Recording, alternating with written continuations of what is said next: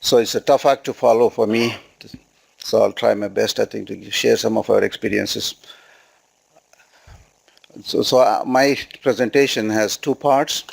One, I'll talk a little bit about the University of Florida's experiences in online programs, and then lead into our ICRISAT University of Florida collaborations and on online programs.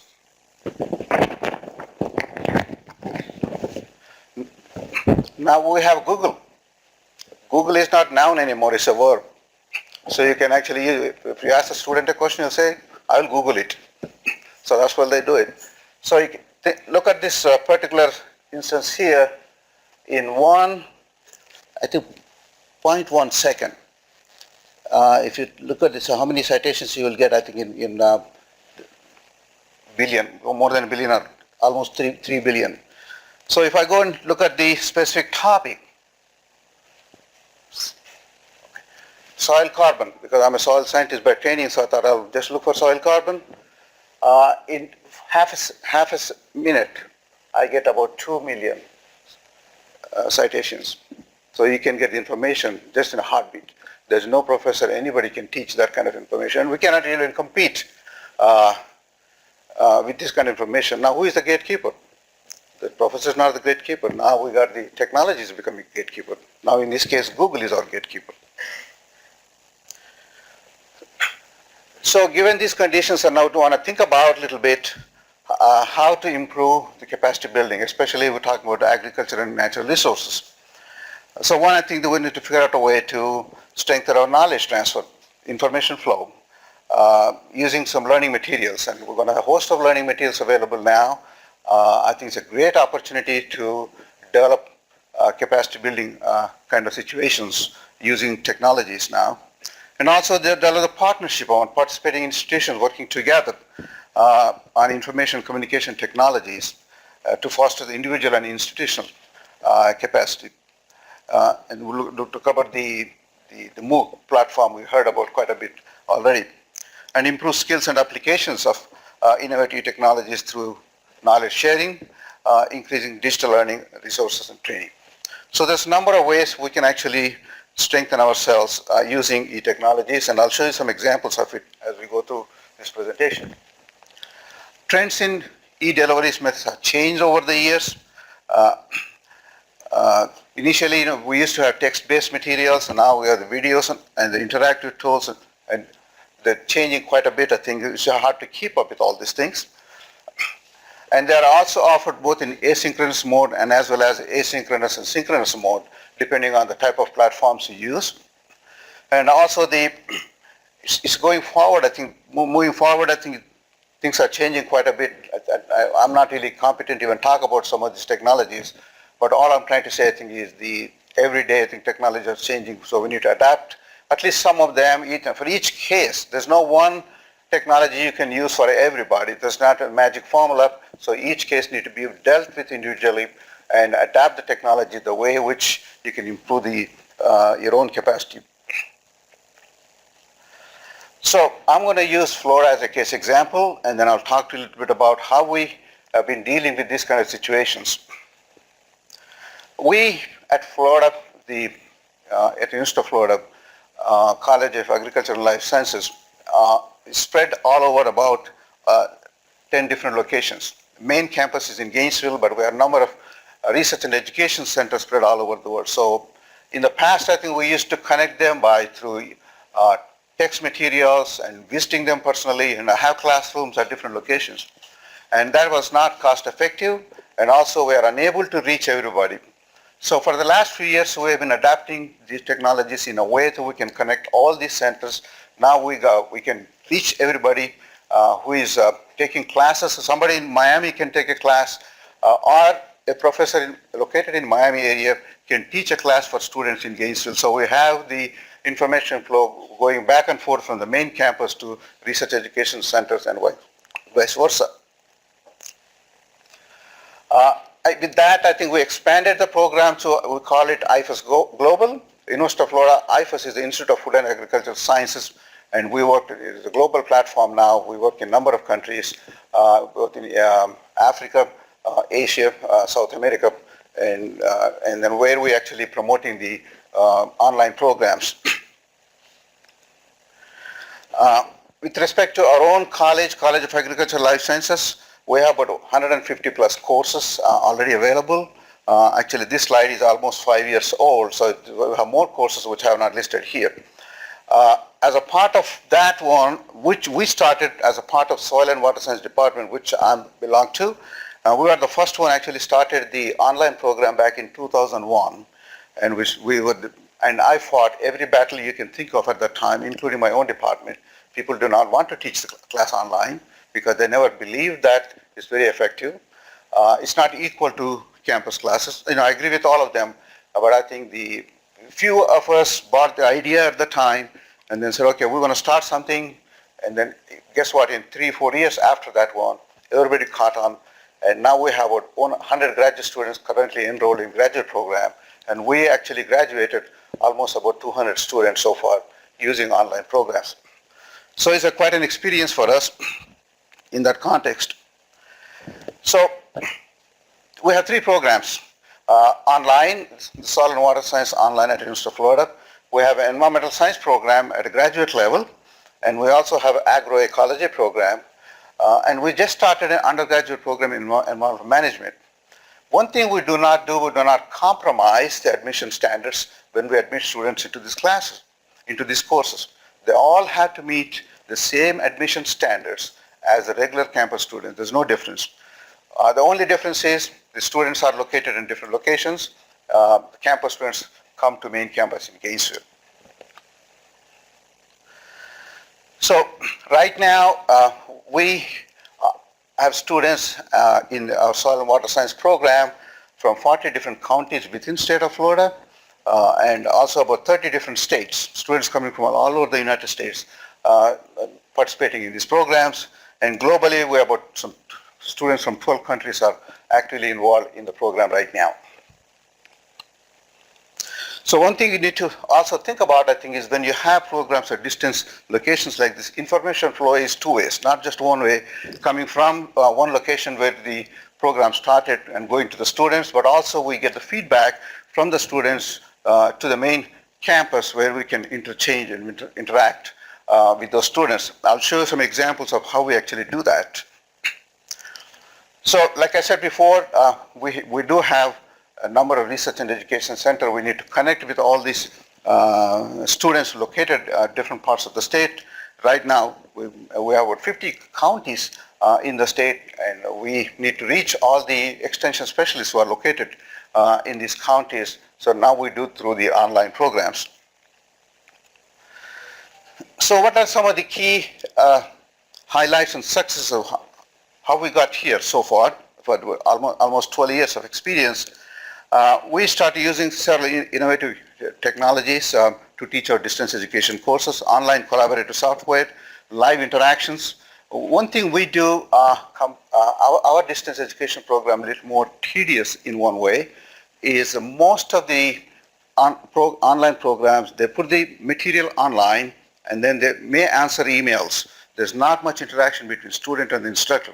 What we do is different. What we do, I think, is we have online chat session, online interaction every week in the evening, depending on the student's timing. So we actually have the online interaction with those students. That's something different we do it. And we provide virtual computer labs for students to work through the exercises and all those things. And we do offer a wide range of distance education courses. Like I said before, I think the programs we have, I think the 2 graduate programs and 1 undergraduate program. And we also offer the certificate programs where students can take 3 courses or so and they get a certificate in a given topic. They don't have to get into graduate degree, so they can get a certificate. I think this is pretty much what I just said. In addition to online programs on campus, we also offer short courses. Short courses offer 2 ways. One is offered on-site short courses. I'll explain that in a minute. And also we offer short courses online, where students can enroll in these short courses and then go through the process just like the on-site short courses. We have 3 tracks like I mentioned before, and the certificate programs, we have 5 certificate programs right now. We're still improving them to get more certificate programs. One, we have Land Resource Management Certificate Program, Soil Ecosystem Services, Wetlands and Water Resource Management, the Bioremediation, and the Soil, Water and Public Health. These are the 5 very popular certificate programs. We have a number of students from all over the United States and other parts of the country also taking these certificate programs. So we use online collaborative software which is called Adobe Connect, I think, which is also used at ICRISAT. And that's one of our main platform by which we offer all our classes. And the course management, we use Sakai, Sakai is adapted by University of Florida. Our online communication is through Adobe Connect, and we have the recorded lectures, we have webinars, and we have chat sessions. And we also have a platform called Equal Learning. It's a reusable learning object system which was actually developed in collaboration with ICRISAT. So here's one example of the class I teach, for example. So here I'm teaching, it's a recorded lecture. This is what you see. It's a 15-minute modules. We have a whole bunch of them. And the student can watch this recorded lecture for 15 minutes. And then you can go through, we assign students number of modules they need to go through in a month or whatever during the course time period. And then we have weekly chat session. So chat session looks something like this one on Adobe Connect. We have the instructor here talking to the students. Students can type, and also student use the microphone. So we typically what we do not allow students to type. I want them to talk, just like in a live interaction. So they have microphones, they talk, and they present their case. And we also have the slide actually with the one we're discussing, and also we have a whiteboard, the writing board where actually we can actually write equations or show graphs or whatever you want to show it. So this is done for at least for 2 hours every week. So the students actually, in this case, you can see on several people logged on with their microphones on, and then we can talk, and then so they get a lot of interactions. We're only discussing all the material they already watched. So here's a list of courses we have completely online, but these are all restricted. They're not MOOC right now. So we hope to eventually convert all these courses into open access, and that's what we're working on. That's our long-term goal, to do that one. And we have a lot of graduate classes. So you can see here the whole bunch of graduate classes we offer. That's the reason we have so many students enrolling in our programs, because this is the only one, I think, in the country right now, in the United States, which offers a comprehensive soil and water science degree program.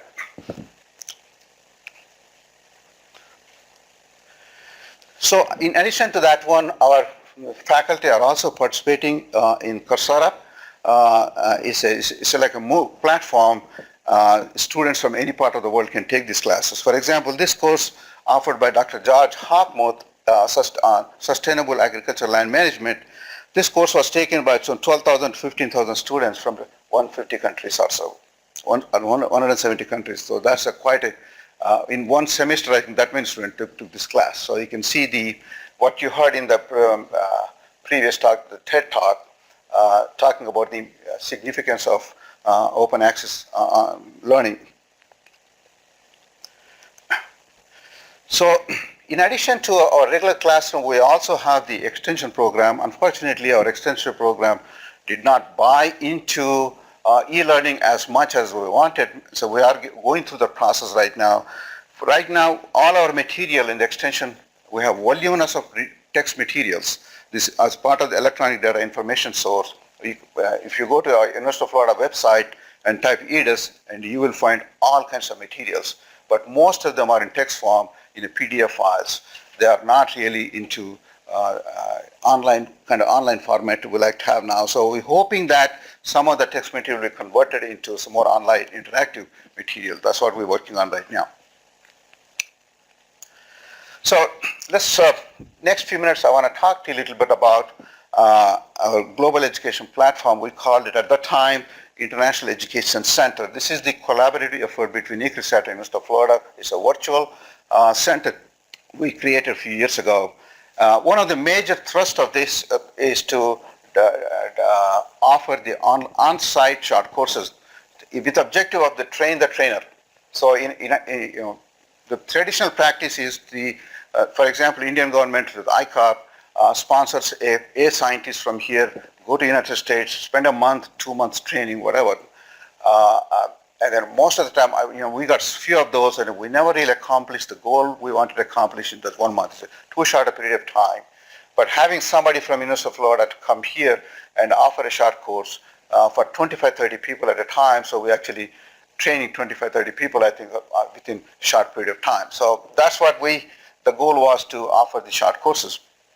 Eventually, these short courses will be converted to more in online mode, and then they will be offered to a broader group of participants. So the program activities are pretty much the identify and promote potential opportunities.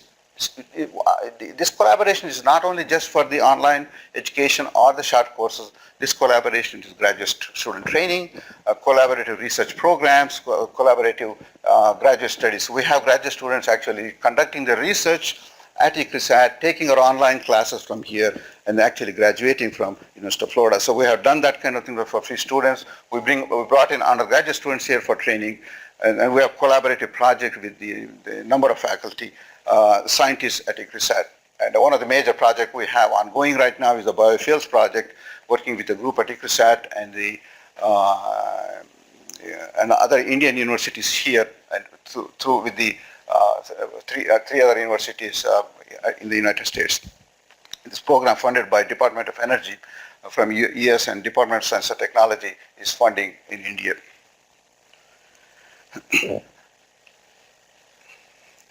So as a part of this collaboration, we offered a whole bunch of short courses. You can see the list of short courses offered here, and some of them offered multiple times. And then for 2014, for example, we already have 4 courses planned, and one is already completed, and then one will be offered in a couple of weeks. And the agroforestry course is offered in November, and the scientific writing and communication is offered sometime in December. And we are already feeling of getting requests for new courses offered for 2015. It's a great opportunity. It's not just University of Florida effort. We also bring faculty from other universities. We have faculty coming from, for example, in this case, the scientists from ICRISAT also participate in teaching the courses. And also ICAR sponsored universities or the research centers. We also seek help from those scientists, senior scientists, participate in teaching the courses. Virginia Tech has participated with us, and Washington State University is another one. The faculty from these universities and organizations taught some of these courses over the years. One of the things came out of this one is this is a jointly funded project between ICRISAT and University of Florida on a capacity building in water management. So and also as a part of this one, we have Punjab Agriculture University, Tamil Nadu Agriculture University, and then the Indian Agriculture Research Institute in New Delhi, and Acharya N.G. Ranga Agriculture University. All these universities were involved with us in developing a joint program to improve the capacity building, use e-technologies, focusing mainly on water management. And as a part of that one, we developed the reusable learning object platform. We call it EcoLearnit. And some of you actually, you may not be here, some of you may have participated in this exercise. This platform, if you go to the website, you can, it's open to anybody. All they have to just register. And there are about 150 learning modules are currently available, and most of them are focused on water management. So just in summary, the ICRISAT-UFL collaboration is a very successful exercise, at least on our side, and I'm sure this was mutually beneficial to ICRISAT also. So we offered a whole bunch of on-site short courses, and we are hoping to develop some of this into online courses. And we also work through the graduate student training, like I mentioned, undergraduate research experience. We provided short-term training for some of the scientists coming from, as a part of this International Education Center, we call it. And then we organize workshop jointly, both not only just at ICRISAT but also in Florida, a joint workshop, and we developed the research proposals. We wrote, we had two major successes in this. We had a National Science Foundation in the United States funded a joint project, which ICRISAT was involved with us to getting the funding, and also Department of Energy, Department of Science and Technology joint effort, so a major funding on bioenergy. So these activities are very useful. As we went through this one, Dilip and we talked about, we teamed up with the Michigan State University, Iowa State University, ICRISAT and University of Florida got together, and this particular name was pretty much born, I think, we call it One Agriculture, One Science. We want to elevate the effort of these use of e-technologies to global scale, bring in a whole bunch of members so that we all can benefit from this approach. And that effort, I think that we had a workshop at University of Florida, and you can see the steering committee members from four initial universities and organizations got involved in developing this idea. So this One Agriculture, One Science is a global education consortium, which I think we'll talk about this one quite a bit, I think tomorrow maybe. This consortium includes but not limited to the people listed here. So we are open to anybody who want to partner as a part of this concept. Right now I think listed the CG centers, US universities, regionally maybe in India, for example, ICAR and select universities, select Institute of Africa, interest in Brazil, in China, and select international education centers. So you name it, I think we're trying to expand this idea of One Agriculture, One Science to promote the agriculture knowledge sharing or the information flow. With that, I conclude my talk, and if you have any questions, I'll be happy to answer.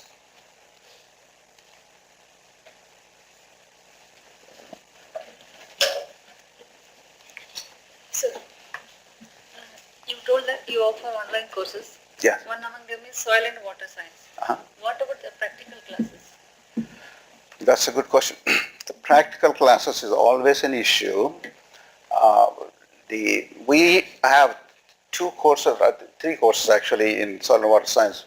We call the field techniques course. We offered in a short 1 week period where the actual students come to the campus, and then we are converting that into more an online format. But it's very difficult. Even if you convert online format, you need to have hands-on experience. The hands-on experience is always missing.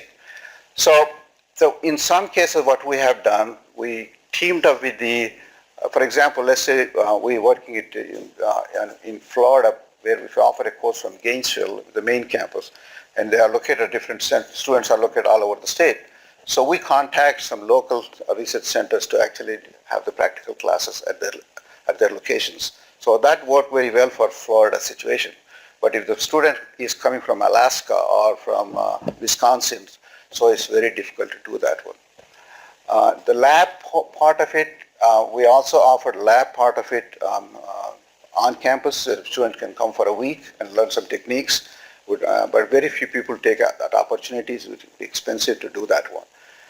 Any computer-based classes is easy to do it, like GIS class. We have virtual computer lab, so students can log in from anywhere in the world and do the exercises. The modeling classes we have online, they can just get into the computer and do it. But regular lab classes is always difficult. That's a challenge.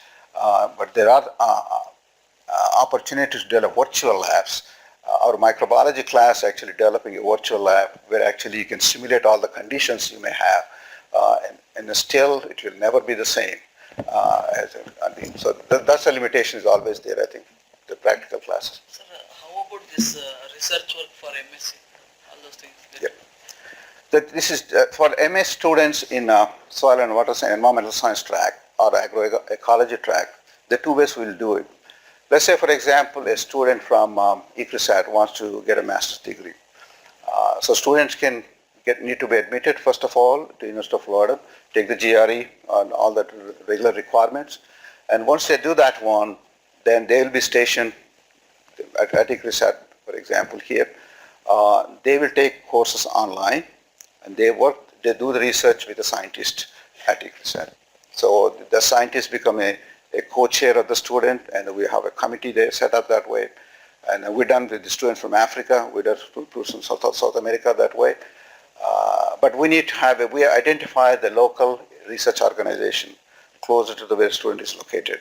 We develop an agreement with them, and then the students will be allowed to do research with the approval of the committee, just like the student is in Gainesville. Now you have only ICRISAT as a partner in India No. regarding MSc program. No, I think right now, I think the ICRISAT, we partnered with Punjab Agriculture University, Tamil Nadu Agriculture University, and Angrao. But those universities, they already have a graduate program, so it's very difficult for them to get the student to pay the tuition and then go to the University of Florida. So it's very difficult, and there's a lot of conflict in interest, I think, so it's very difficult to do that one. This admission procedure is same for regular and distance? Yes, yeah. Exactly the same, there's no difference.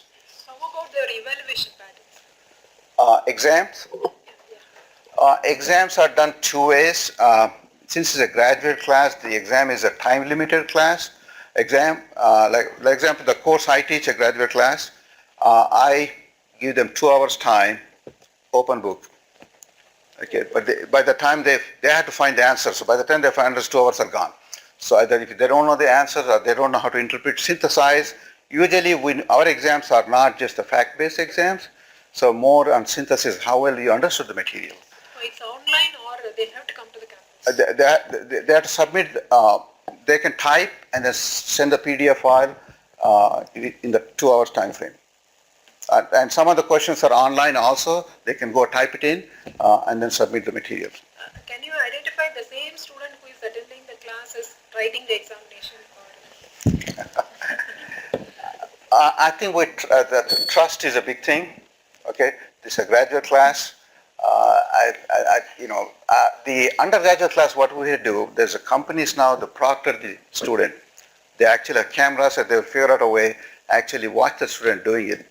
And we are doing that at undergraduate classes, but graduate classes, no, we don't. We trust the student, and then we get to know the student during the degree program. We know them very well. So I don't think if the student is going that much trouble, I have not seen any case like that one. So far, I hope I'm right. How about their placements, sir? Are they treated on par with the regular students on placement basis? Yes, ma'am, but there's no difference. The graduate certificate, the certificate does not say they are online degrees. There's only one degree. And our program is designed mainly for place-bound students. These are the students who are actually working full-time. They're paying their own way to the school. And they are actually a lot more serious students than campus students. I found they are better students. They are more experienced. They bring a lot of practical questions. They are involved in the discussion in the chat sessions quite heavily. So I think they're all placed really well. Most of them got promoted, and we graduated over 200 students already with the master's program with a number of organizations, and we get more and more requests. Yes. So out of the total educational efforts in the US, how much of the amount has moved to online? It's not moving that online. It's never replaced the campus education. So this is just add-on. This is additional opportunity we're trying to create for students who cannot come to the campus. So if the students from working in Wisconsin or California is interested in our program, but he cannot come to Gainesville because the cost and the relocation, plus he already have a job maybe. So this is really good for them. And also we get students from US Army. Somebody is actually on an Army base somewhere, wanting to go to the degree program. So we offer the program for them. So people cannot come to Gainesville, so they can actually go to this program and then get a degree. So it's, I'm not really sure whether I answered your question. I don't know how many universities have full-time online programs, very few. I think, but that's a growing market right now. But it's improving, the reaching out has improved quite a bit. So we're reaching a lot more students than we used to. So we mean to say that we are tapping the untapped market? Yes. There is a potential. Yeah. I think that's what we're doing mostly. I think, and also we really helping the people who are already working and have jobs, and sometimes housewives, they cannot uh, go out and raising children. Sometimes in a chat session, I can see a little boy crying, a little girl crying. So you can actually, so we're really reaching the people who really cannot come to a regular campus and afford education. So this alternate way we're doing it. But having said that, we do not want to compromise the quality of education because we are putting University of Florida name on the certificates. So we'll make sure that they get the equally as good education as they would get on campus. And there's some limitation, like I said, with practical, some lab stuff, I think maybe. But other than that, I think is equal to what, in some cases, actually even better. So whether there is any evaluation on the performance of job, who did online, who did offline. That kind of things are made. Those kind of studies probably needed, but the most of the online students we have, they already have jobs. So they get promoted. They get promoted, and the people who are going through the program, getting jobs is not a problem so far, and all our graduates are employed. Thank you, Dr. Ramesh Reddy, for a wonderful session. We have enjoyed it. We are hoping that you will continue to keep visiting us and delivering same session, similar session again and again.